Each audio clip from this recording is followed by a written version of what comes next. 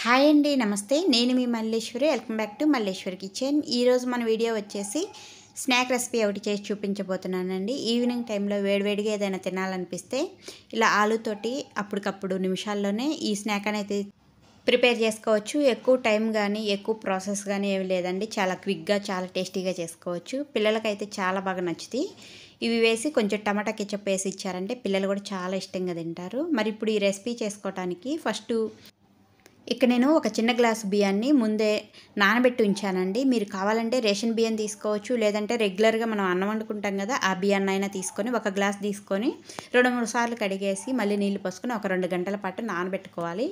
ఇక్కడ నేనైతే రేషన్ బియ్యమే తీసుకున్నానండి. ఇలా 2 గంటల పాటు నానిన తర్వాత ఒక మిక్సీ జార్ తీసుకొని ఇందులోకి ఈ బియ్యాన్ని వేసుకోవాలి. ఈ నానిన బియ్యాన్ని వేసుకున్న తర్వాత మరి వాటర్ అనేది ఎక్కువ వేయకుండా కొద్దిగా చూసుకుంటూ పిండిని కొంచెం గట్టిగానే వేసుకోవాలండి. ఎంత మెత్తగా వీలైతే అంత మెత్తగా మిక్సీ పట్టుకోవాలి ఈ బియ్యాన్ని.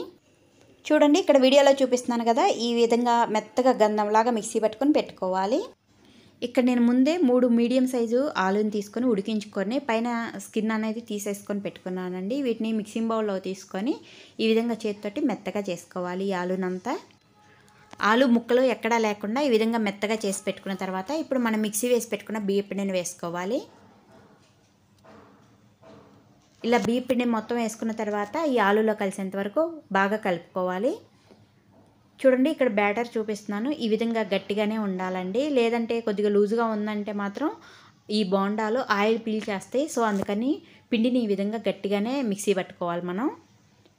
చూడండి, ఇక్కడ బాగా కలిపినాక మీకు చూపిస్తున్నాను. ఈ విధంగా ఉండాలన్నమాట.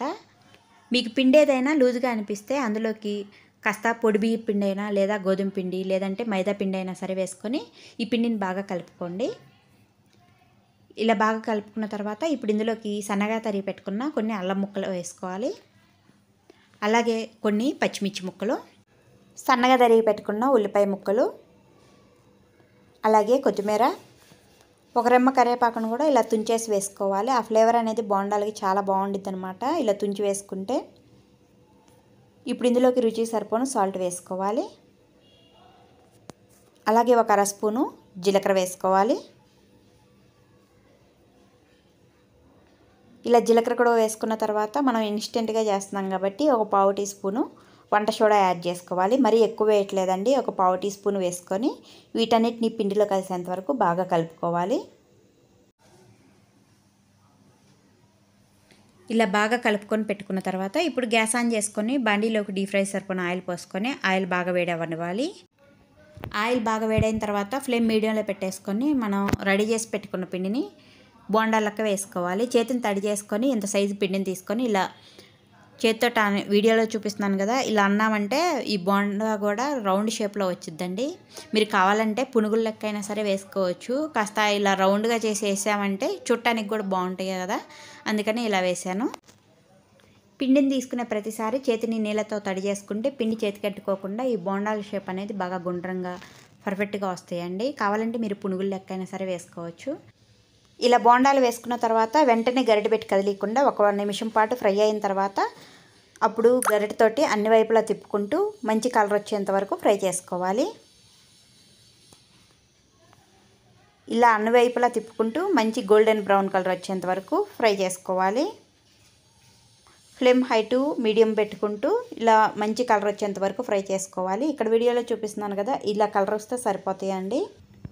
ఇప్పుడు ఈ బోండాలన్నింటినీ తీసేసుకొని మిగిలిన పిండితో కూడా బోండాలు వేసుకొని అన్ని వైపులా మంచి గోల్డెన్ బ్రౌన్ కలర్ వచ్చేంత వరకు ఫ్రై చేసుకొని తీసేసుకున్నామంటే వేడివేడి బోండాలు రెడీ అండి. పిల్లలు స్కూల్ నుంచి వచ్చేటప్పటికల్లా వేడివేడిగా ఇలా చేసి పెట్టండి. ఇంట్లో ఆలు ఉన్న ప్రతిసారి ఇలాగే చేయమంటారు, అంత బాగుంటాయండి. ఆయిల్ అస్సలు పీల్చకుండా భలే టేస్టీగా ఉంటాయి. చూసారు కదండి, అప్పటికప్పుడు ఆలుతోటి స్నాక్ ఎలా చేయాలో మీరు కూడా తప్పకుండా ట్రై చేసి చూడండి, భలే టేస్టీగా ఉంటాయి. మరి ఈ వీడియో మీకు నచ్చినట్లయితే లైక్ చేయండి, షేర్ చేయండి. మరిన్ని మంచి రెసిపీస్ కోసం మన ఛానల్ని సబ్స్క్రైబ్ చేయండి. Thanks for watching.